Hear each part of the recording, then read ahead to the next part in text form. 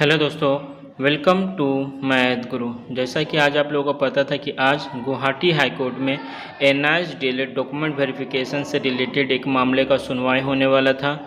लेकिन उस केस में आज कुछ खास देखने को नहीं मिला। रीज़न ये था कि फ़िलहाल इस केस को जो है 10:30 बजे प्रायोरिटी बेसिस पे लिस्टिंग किया गया था कि आज ही इस पूरे मामलों को सुनते हुए जो है फाइनल जजमेंट दे दिया जाएगा,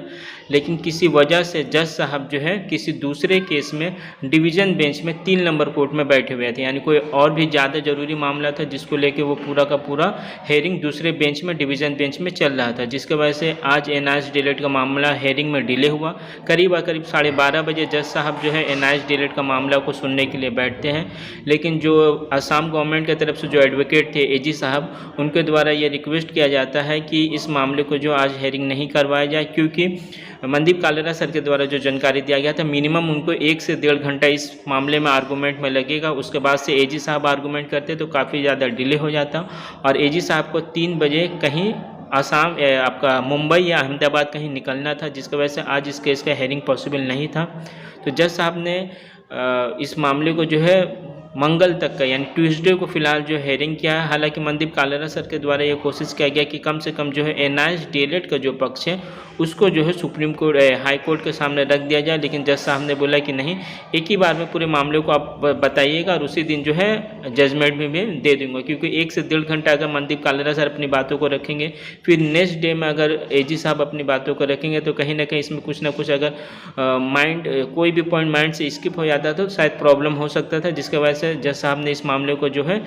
आज कोई भी हेयरिंग सुनने से ही मना कर दिया। उनका यही कहना था कि आप एक ही साथ जो है पूरे मामले को जो है दोनों ही एडवोकेट अपनी बातों को एक साथ रखें ताकि जजमेंट जो है उसी दिन दे दिया जाए। तो इसका पहले अगर आप लोगों को याद होगा जो लास्ट हेयरिंग हुआ था उस समय जो है असम गवर्नमेंट काफ़ी ज़्यादा हड़बड़ी में थी और इस बात का हाई कोर्ट में कहीं ना कहीं दलील दे रही थी कि इस मामले को जो है एनआईएस की तरफ से मे भी जो है डिले करने की कोशिश किया जाएगा, क्योंकि मनदीप कालेरा सर ने कहा था कि 4 तारीख को मैं फिजिकली प्रेजेंट रहूँगा, लेकिन आज जब मनदीप कालेरा सर खुद फिजिकली प्रेजेंट थे तो एजी साहब के पास टाइम नहीं था। तो अल्टीमेटली एनआईएस डीएलएड का प्रॉब्लम का जो है सलूशन हमें देखने को नहीं मिला। किसी न किसी रीज़न के वजह से लगातार हेयरिंग में डिले हो रहा है। आज अगर एनआईएस डीएलएड के पक्ष में कोई फैसला आ जाता तो कहीं ना कहीं इसका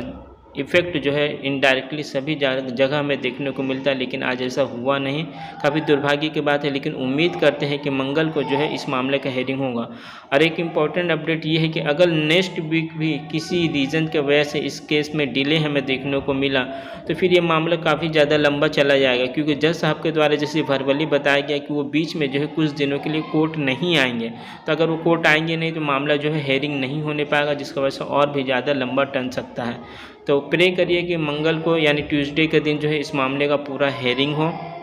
वहीं सुप्रीम कोर्ट में भी 2-3 मामले ऑलरेडी लगे हुए हैं, लेकिन प्रेसिडेंट और गवर्नर का क्या पावर है उसको लेकर ऑलरेडी सुप्रीम कोर्ट में एक हेयरिंग चल रहा है। और अनफॉर्चुनेटली ये हो रहा है कि जिस दिन वो केस यानी प्रेसिडेंट और गवर्नर का पावर से रिलेटेड मामला सुप्रीम कोर्ट में लिस्टिंग हो रहा है, उसी दिन एनआईएस डीएलएड का मामला भी लिस्टिंग हो रहा है, लेकिन प्रेसिडेंट और गवर्नर का मामला जो पूरा सारा दिन जो है उसी को सुना जा रहा है, जिसकी वजह से हम लोगों का मामला का सुनवाई नहीं हो रहा है। कोलकाता हाई कोर्ट में मुझे जहाँ तक जानकारी में है केस ऑलरेडी फाइल हो चुका है, बहुत ही जल्द हमें हेयरिंग देखने को मिलेगा। लेकिन मैंने पहले भी आप लोगों को कहा है, अब बार बार मैं कहता हुआ आ रहा हूँ, अगर प्रॉब्लम का सलूशन जल्दी ही चाहिए तो आपको जो है पॉलिटिकल लीडर के साथ जाकर मुलाकात करना ही होगा। इसके अलावा और कोई भी ऑप्शन नहीं है जल्द इस मामले का समाधान के लिए। बिहार एनआईएस डीएलएड से रिलेटेड आज सुबह भी आप लोगों ने एक वीडियो देखा होगा जिसमें दीपक सर के द्वारा काफ़ी ज़्यादा प्रयास किया जा रहा है कि जल्द से जल्द डॉक्यूमेंट वेरिफिकेशन करा कर उन लोगों को ज्वाइनिंग दिया जाए। तो उम्मीद है ऐसा हमें देखने को मिल जाएगा, क्योंकि बीपीएससी 4.0 का डेट ऑलरेडी जो है एजुकेशन मिनिस्टर के द्वारा अनाउंस कर दिया गया है। तो उम्मीद है कि उससे पहले ही जो है एनआईएस डीएलएड का जो है हमें रिजल्ट देखने को मिल जाए और ज्वाइनिंग भी हो जाए। टीआरई 1.0 और टीआरई 2.0 दोनों का ही रिजल्ट मुझे उम्मीद है कि एक साथ ही होगा, क्योंकि डॉक्यूमेंट वेरिफिकेशन होने के बाद कहीं ना कहीं एक ही साथ जो है दोनों ही टीआरई का पब्लिश कर दिया जाएगा ज्वाइनिंग लेटर। दीपक सर के द्वारा काफ़ी ज़्यादा अधिक प्रयास किया जा रहा है, मतलब काफ़ी ज़्यादा अधिक मतलब वो अपने लेवल पे जो पॉसिबिलिटी है वो कर रहे हैं डॉक्यूमेंट वेरिफिकेशन से रिलेटेड। तो देखते हैं आखिर क्या होता है, लेकिन मुझे उम्मीद है बिहार में जल्द ही जो है NIS DLED को ज्वाइनिंग मिल जाएगा। सबसे ज़्यादा अधिक प्रॉब्लम अगर किसी राज्य को होगा तो वो है वेस्ट बंगाल, क्योंकि असम में भी ऑलरेडी मामला लिस्टिंग हो चुका है, तो आज नहीं तो कल यानी मैक्सिमम नेक्स्ट वीक तक उनका भी प्रॉब्लम का सलूशन निकल जाएगा, ऐसा मेरा मानना है। लेकिन वेस्ट बंगाल में अभी केस जस्ट फाइल ही हुआ है, कब तक हेयरिंग होगा ये बोलना मुश्किल है। और